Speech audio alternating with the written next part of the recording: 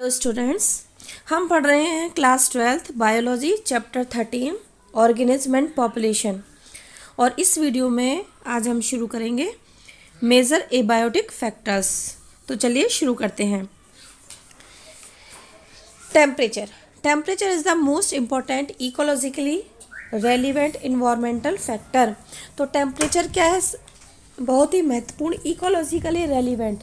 तो ecologically relevant से मतलब क्या है कि जो टेम्परेचर है वो संबंधित है इकोलॉजी से। इकोलॉजी यानी कि plant animal along with the environment, यानी जो टेम्परेचर होता है उसका हमारे इकोसिस्टम पर, इन्वायरमेंट पर काफ़ी इफेक्ट पड़ता है। You are aware that the average temperature on the land varies seasonally. ये हमें पता है कि जो एवरेज टेम्परेचर होता है, ठीक है, ज़मीन पर या एयर में जो भी है, तो वो सीजनली वेरी करता है। मतलब जैसे गर्मियों में ज़्यादा होता है, सर्दियों में, तो सीज़न के अकॉर्डिंग चेंज होता रहता है। Decreases progressively from the equator towards the poles. जो टेम्परेचर होता है वो प्रोग्रेसिवली कहाँ से, इक्वेटर से पोल की तरफ जब हम जाते हैं तो वो डिक्रीज होता है। इसका मतलब क्या हुआ कि इक्वेटर पर, जो देश इक्वेटर के पास है या ट्रॉपिकल एरियाज़ में है, वहाँ पर टेम्परेचर ज़्यादा होगा। और जैसे जैसे हम पोलर एरियाज़ की तरफ जाएंगे तो वैसे वैसे जो टेम्परेचर है वो कम हो जाएगा। And from plains to mountain tops. और जैसे जैसे जो मैदानी इलाके होते हैं वहाँ पर टेम्परेचर ज़्यादा होगा, और जैसे जैसे हम पहाड़ों के ऊपर जाएंगे वैसे वैसे टेम्परेचर कम होता चला जाएगा। It ranges from sub-zero levels in polar areas and high altitudes to greater than 50 degree Celsius in tropical deserts in the summer। अब देखिए इसकी रेंज बताई गई है। क्या टेम्परेचर की क्या रेंज है? फ्रॉम सब जीरो यानी जीरो से भी कम, यानी कि टेम्परेचर किस में, माइनस में, -1 डिग्री सेल्सियस, -2 डिग्री सेल्सियस, ठीक है, एंड ऑल। तो जो टेम्परेचर है उसकी रेंज क्या है? -, डिग्री से लेकर -1 से अगर हम मान के चले 2 कहाँ तक है।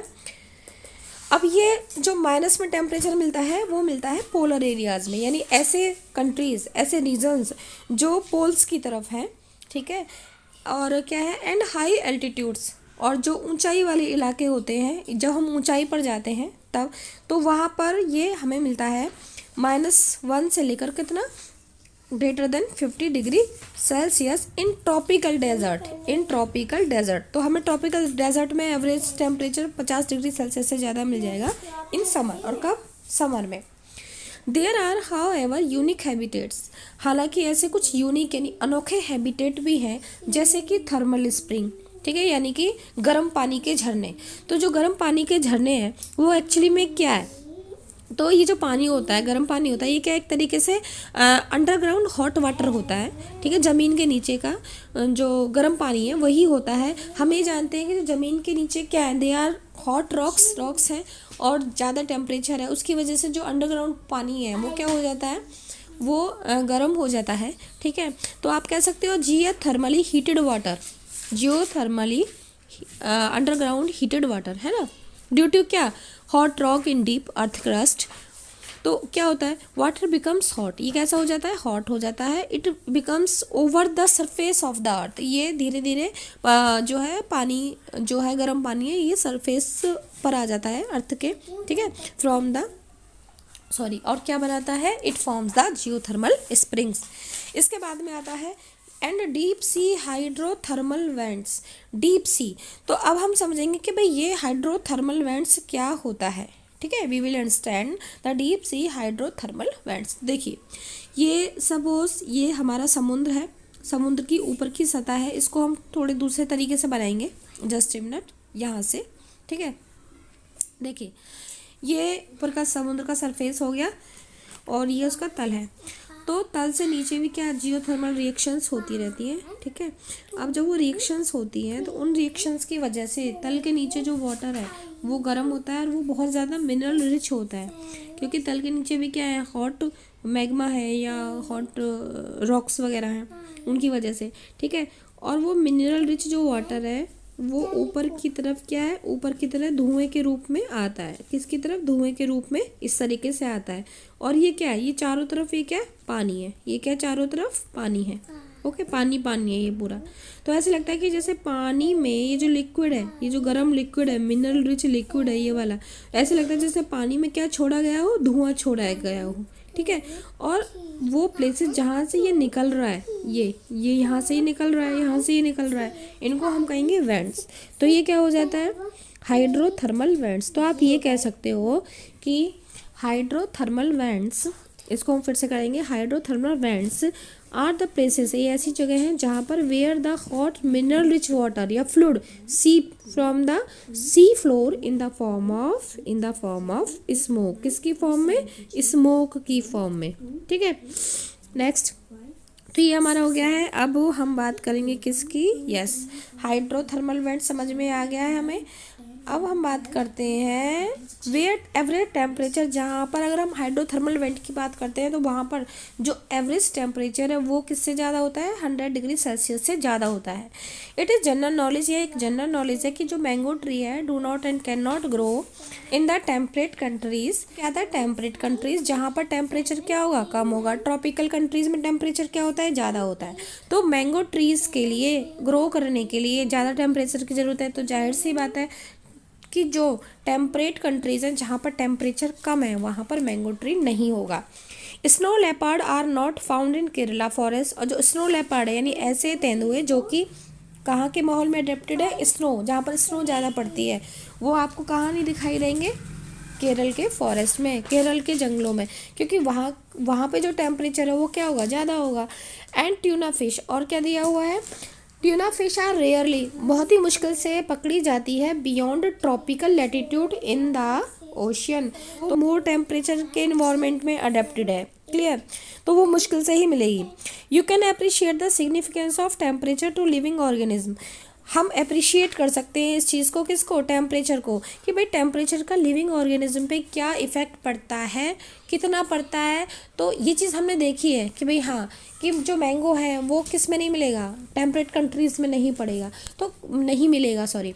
तो कहीं ना कहीं हमने ये देखा कि किसी पौधे का ग्रो होना या नहीं होना, यानी उसका मिलना या नहीं मिलना, ठीक है, या किसी एनिमल का किसी पर्टिकुलर जगह पे मिलना और दूसरी जगह पर नहीं मिलना, तो इट मीन्स व्हाट, ये किसकी वजह से है, ये किसकी वजह से है, ये टेम्परेचर की वजह से है। तो कहीं ना कहीं हम टेम्परेचर के सिग्निफिकेंस को इस आधार पर अप्रिशिएट कर सकते हैं कि हाँ, temperature has the significant role in the living organism life. When you realize that it affects the kinetics of enzymes and through it the metabolic activity and other physiological functions of the organism। अब देखिए, कोई भी organism है, हमारे अंदर का क्या होगा, हमारे अंदर बहुत सारी हमारे जो इंटरनल बॉडी ऑर्गन्स हैं या हमारे जो मेटाबॉलिक रेट है, ठीक है, यानी हमारे अंदर जितनी भी रिएक्शंस हो रही हैं, ठीक है, चाहे तो उन रिएक्शंस में क्या हुआ, कोई प्रोडक्ट हमारी बॉडी के अंदर बन रहा है, कोई बना हुआ टूट रहा है स्मॉल उसमें, तो इस तरीके से कैटाबॉलिक एनाबॉलिक रिएक्शंस होती रहती हैं, दोनों को मिला के क्या कहेंगे, मेटाबॉलिक रिएक्शंस। तो ये सभी रिएक्शंस कौन करता है, इनको करने के लिए किसकी ज़रूरत होती है, एंजाइम्स की। Different enzymes are available in our body, हमारी बॉडी में एंजाइम्स अवेलेबल होते हैं जो कि डिफरेंट रिएक्शंस को, बायो रिएक्शंस को करते हैं, ठीक है, एज ए कैटलिस्ट उनका रोल होता है। टेम्परेचर कम या ज़्यादा हो जाता है तो वो पर्टिकुलर एंजाइम काम नहीं कर रहा है, तो इट मीन्स वो रिएक्शन भी नहीं होगी, तो मेटाबॉलिक रेट कहीं ना कहीं क्या हो जाता है, डिस्टर्ब हो जाता है। A few organism can tolerate and thrive in a wide range of temperature, कुछ ऐसे ऑर्गेनिज्म होते हैं जो कि सहन कर सकते हैं और रह सकते हैं in a wide range of temperature, यानी कि उनकी जो रेंज है टेम्परेचर टॉलरेंस की वो ज़्यादा है, ठीक है, सपोज 1 से लेके 100 तक, तो एक ज़्यादा डिफरेंस हो गया कि भाई कुछ ऑर्गेनिज्म ऐसे हैं कि जो 1 डिग्री सेल्सियस में भी रह सकते हैं और वो 100 डिग्री सेल्सियस टेम्परेचर को भी बर्दाश्त कर सकते हैं, तो ये क्या हो गई, वाइड रेंज हो गई, ठीक है।